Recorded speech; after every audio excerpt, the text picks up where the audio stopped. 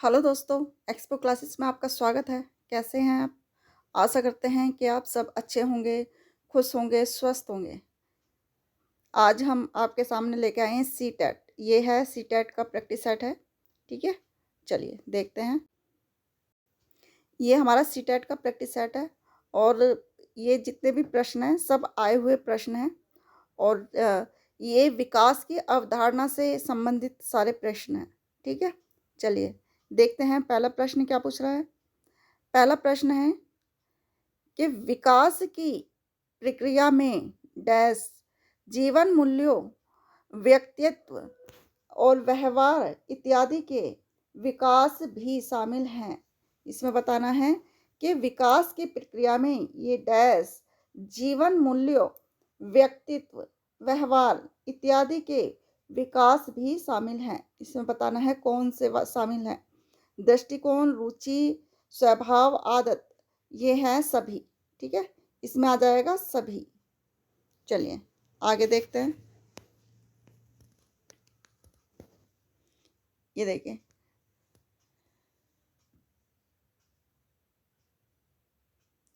बाल विकास के अध्ययन में निम्नलिखित में से किन बातों को शामिल किया गया है, ये बताना है इसमें।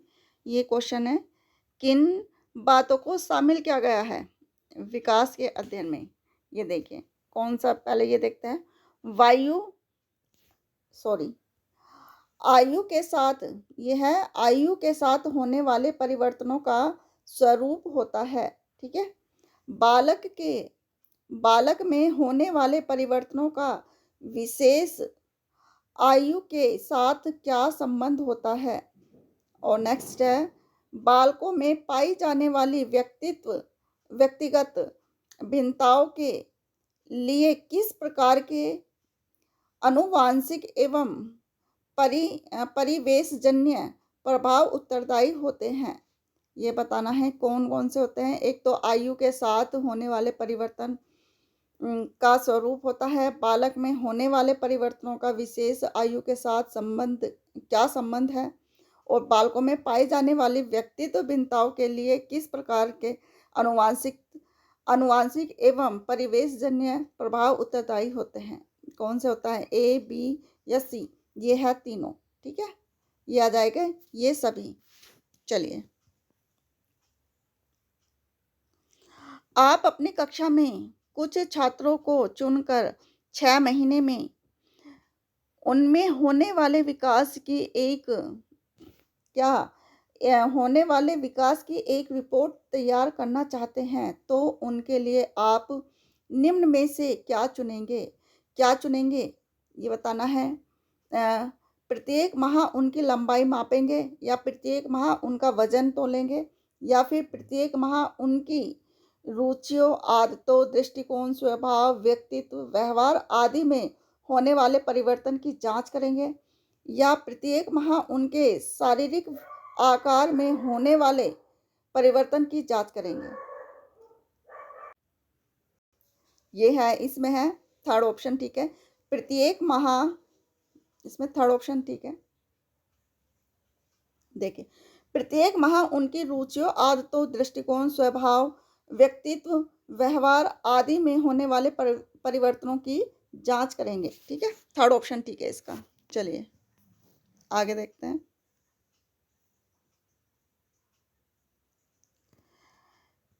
निम्नलिखित में से कौन सा कथन सत्य है?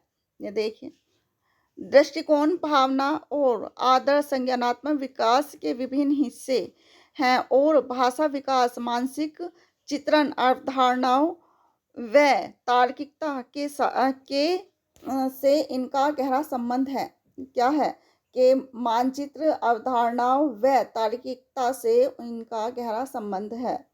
कौन सा है? ये फर्स्ट ऑप्शन ठीक हो गया इसका, ठीक है? चलिए आगे देखते हैं। ये देखिए, इसके परिणाम स्वरूप बालक अपने निरंतर बदलते हुए वातावरण में ठीक प्रकार समायोजन करने में सक्षम हो पाता है। सर्वाधिक उपयुक्त विकल्प का चयन कीजिए। जो सबसे ज़्यादा उपयुक्त है उसका चयन करना है। संज्ञानात्मक विकास, शारीरिक विकास, भाषाई विकास, संवेगात्मक विकास। ये है संज्ञानात्मक विकास। ठीक है, चलिए। मानव का विकास मानव का विकास निम्न में से किस पर निर्भर होता है? किस पर निर्भर होता है? ये होता है उसकी वृद्धि पर, उसके वातावरण पर, उसकी बुद्धि पर, या उसकी बुद्धि तथा वातावरण से मिलने वाली परिपक्वता पर। ठीक है, 4 आंसर ठीक है इसका, कि उसे बुद्धि व तथा वातावरण से मिलने वाली परिपक्वता पर क्या होता है? मानव का विकास होता है। चलिए, कौन सी, ये बताना है, कौन सी पाठ्यचर्या सर्वाधिक उपयुक्त होगी? कौन सी होगी? ये देखिए, बालक के शरीर व मानसिक विकास के अंतर संबंधों के अनुकूल, देश की सभ्यता संस्कृति के अनुकूल, बालक के शारीरिक व सामाजिक विकास के संदर्भ के अनुकूल, या उपरोक्त में से कोई नहीं। ये है इसमें है कि बालक बालक के शारीरिक व मानसिक विकास के अंतर संबंधों के अनुकूल पाठ्यचर्या उपयुक्त है। ठीक है, चलिए। निम्नलिखित में से कौन सा विकास छोटे बच्चों में मानसिक व संज्ञानात्मक विकास में सर्वाधिक मददगार होता है? कौन सा होता है? ये होता है सामाजिक विकास, शारीरिक विकास, सांवेगिक विकास, या भाषिक विकास। यह है शारीरिक विकास। ठीक है, 2 ऑप्शन ठीक है इसका।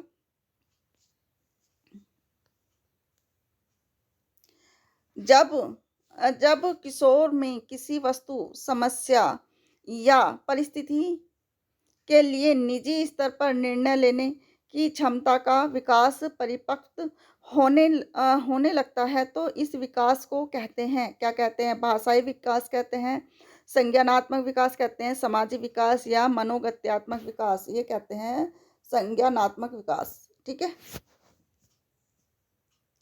चलिए। भाषा का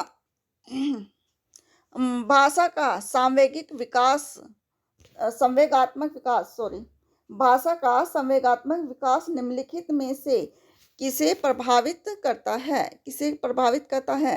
उसके शारीरिक विकास को, सामाजिक विकास को, या उसके नैतिक विकास को? ये कहता है उपरोक्त सभी। इसमें 4 आंसर ठीक हो गया इसका, उपरोक्त सभी। ठीक है, चलिए। निम्नलिखित में से कौन सा बालक के सामाजिक विकास को प्रभावित नहीं करता? कौन सा नहीं करता? बुद्धि, तर्क शक्ति, भाषा का प्रयोग की क्षमता, या उपरोक्त में से कोई नहीं। यह है उपरोक्त में से कोई नहीं। चलिए, विकास, ये देखिए, विकास के विभिन्न आयामों के संदर्भ में निम्नलिखित में से कौन सा कथन असत्य है? यह देखना है कौन सा कथन असत्य पूछा है इसमें। कल्पना करना, स्मरण करना, विचार करना, निरीक्षण करना, समस्या करना, निर्णय लेना इत्यादि की योग्यता संज्ञानात्मक विकास के फलस्वरूप ही विकसित होती है। बिल्कुल सही है। भाषा का विकास एक प्रकार का संज्ञानात्मक विकास ही है। ये भी ठीक है। या भाषाई, मानसिक, संवेगात्मक, सामाजिक एवं चारित्रिक विकास विभिन्न आयु स्तरों के समान प्रकार से होती है। क्या समान प्रकार से होती है? कौन सी? मानसिक, संवेगात्मक, सामाजिक एवं चारित्रिक विकास विभिन्न आयु के स्तरों में समान प्रकार से होती है, ऐसा नहीं है। एक समान नहीं होती, सबकी अलग अलग होती है। ठीक है, इसका 3 ऑप्शन ठीक हो गया। इसे भी देख लेते हैं। क्रियात्मक विकास का अर्थ होता है व्यक्ति की क्रियात्मक शक्तियों, क्षमताओं व योग्यताओं का विकास करना। बिल्कुल ठीक है इसका ऑप्शन नंबर 3 ठीक हो गया इसका। ठीक है, चलिए। आपकी कक्षा का एक छात्र राजू शारीरिक विकास की दृष्टि में काफी पिछड़ा हुआ है। आपको विकास के निम्नलिखित में से किस आयाम में राजू के पिछड़ने की चिंता हो सकती है? पिछड़ने की चिंता कौन सी हो सकती है? ये संवेगात्मक, बौद्धिक या सामाजिक विकास। ये है उपरोक्त सभी। ये सभी हो सकता है, कुछ भी हो सकता है। संवेगात्मक विकास भी हो सकता है, बौद्धिक भी हो सकता है और सामाजिक भी हो सकता है। ठीक है, 4 ऑप्शन ठीक हो गया इसका। चलिए, वृद्धि और वृद्धि और विकास के संदर्भ में निम्नलिखित में से कौन से कथन सत्य हैं, ये बताना है कौन से कथन सत्य है। वृद्धि विकास की प्रक्रिया का एक चरण होता है जिसका क्षेत्र असीमित है, ये गलत है। विकास स्वयं में एक विस्तृत अर्थ रखता है एवं वृद्धि इसका एक भाग है, बिल्कुल ठीक है।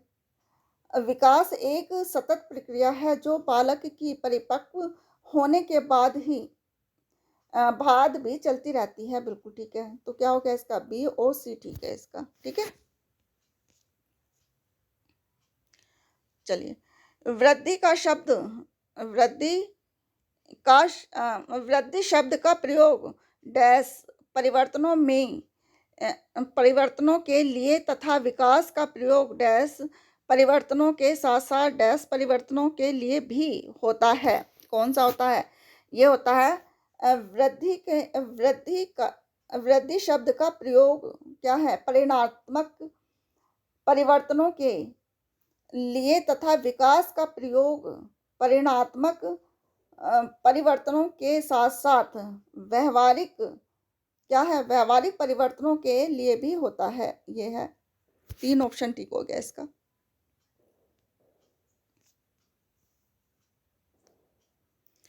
सभी बच्चों का स्वास्थ्य शारीरिक विकास सभी प्रकार के विकास की पहली शर्त है। इसके लिए किन किन मूल आवश्यकताओं पर ध्यान देना आवश्यक है, किन पर है, पौष्टिक आहार, शारीरिक व्यायाम, मनोवैज्ञानिक, सामाजिक जरूरतों। यह है सभी। ठीक है, इन्हें ये सभी बच्चों के विकास के लिए पौष्टिक आहार भी जरूरी है, शारीरिक व्यायाम भी जरूरी है और मनोवैज्ञानिक सामाजिक जरूरतों को भी पूरा करना जरूरी होता है। तो क्या हो गया, ये सभी।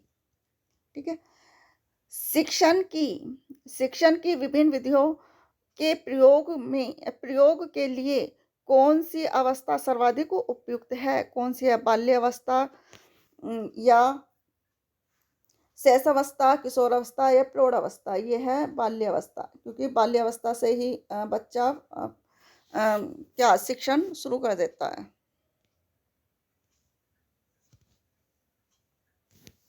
चलिए,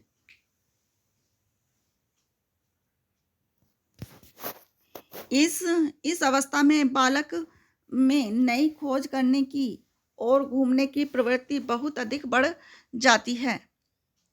ठीक है, कौन से उसमें, शैशव अवस्था में या उत्तर बाल्य अवस्था में, किशोर अवस्था में या प्रौढ़ अवस्था में। यह है उत्तर बाल्य अवस्था में। ठीक है, उत्तर बाल्य अवस्था में। चलिए,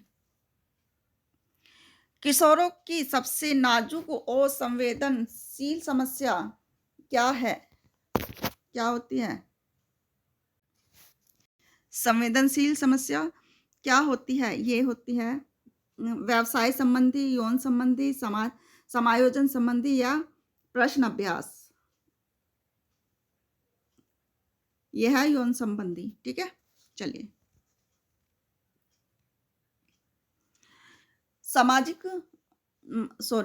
मानव विकास की किस अवस्था के बाद व्यक्ति परिपक्व होता है। यह होता है किशोर अवस्था के साथ या प्रौढ़ अवस्था के साथ या शैशवावस्था के साथ या बाल्य अवस्था के साथ। यह है किशोर अवस्था के साथ। ठीक है, चलिए,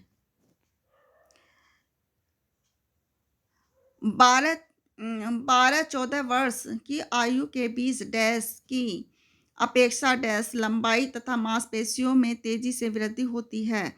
वह 14-18 वर्ष की आयु के बीच डैश की अपेक्षा डैश की लंबाई व मांसपेशियों में तेजी से वृद्धि होती है।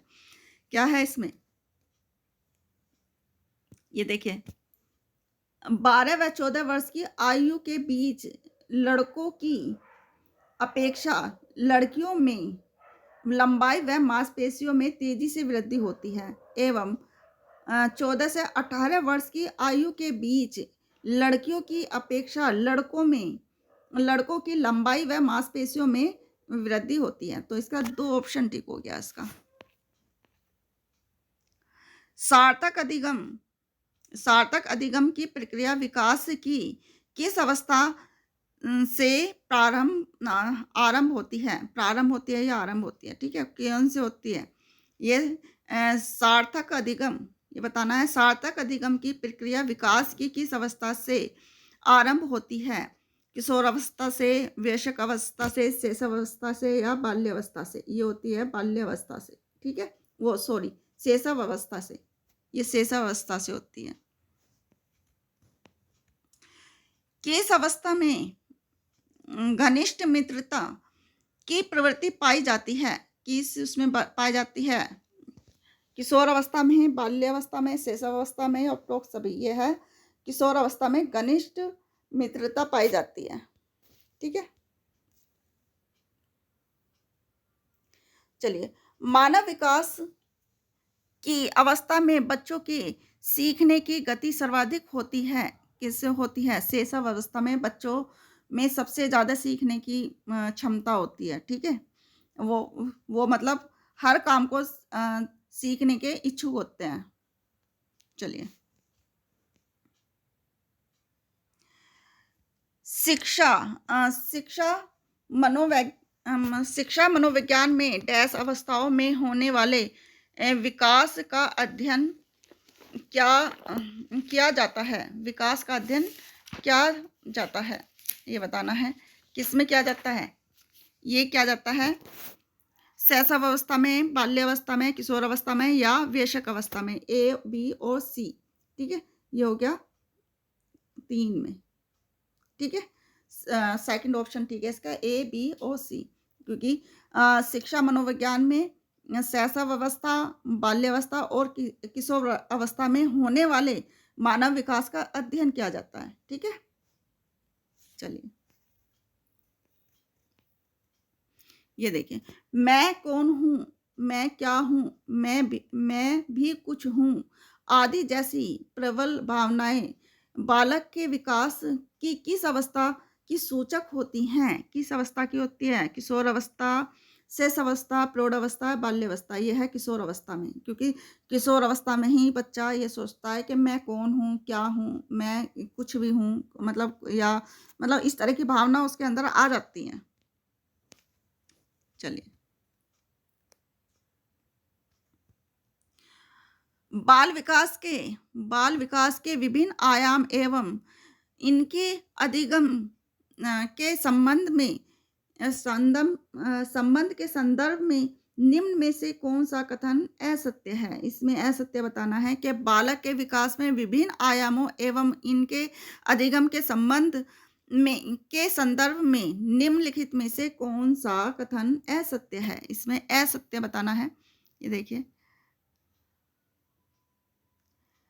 ये है विकास के विभिन्न आयामों का आपस में घनिष्ठ संबंध है एवं वे अधिगम को प्रभावित करते हैं। बिल्कुल ठीक है, ये ठीक है, ठीक है। और ये देखिए, बालकों का विकास एवं अधिगम का निरंतर चलने वाली प्रक्रिया है।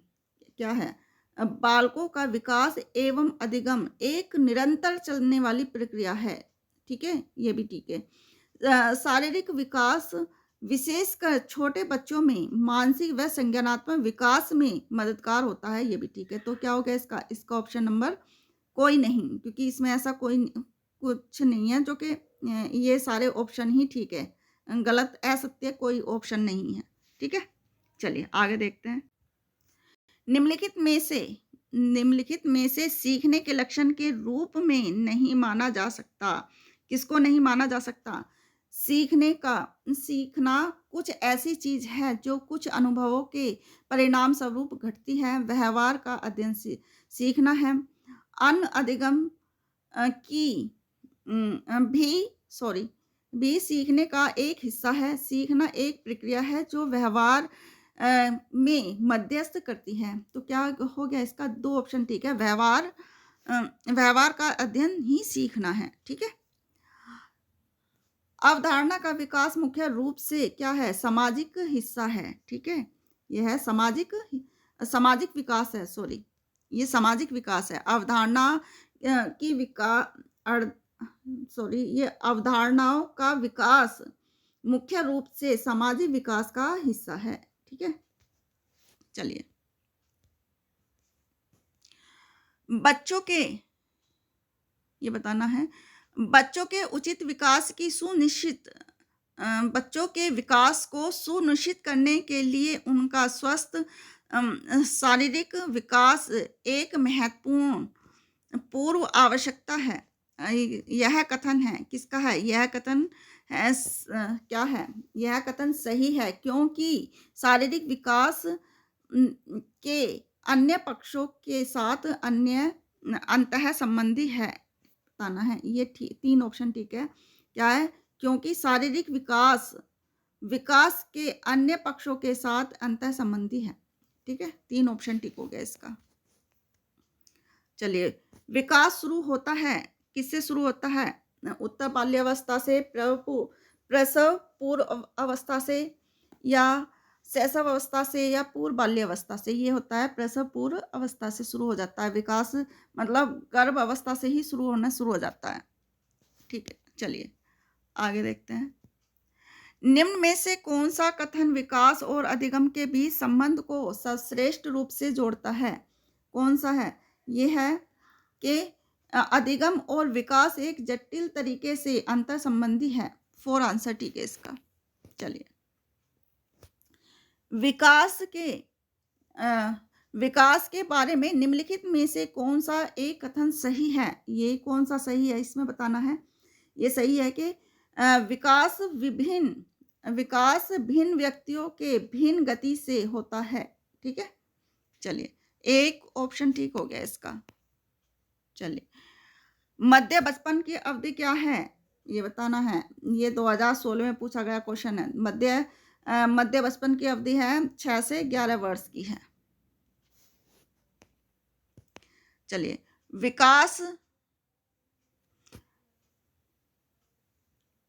देखिए, विकास के सिद्धांतों के बारे में निम्नलिखित में से कौन सा कथन गलत है? कौन सा है? पहले से सही सभी ये कथन पढ़ लेते हैं।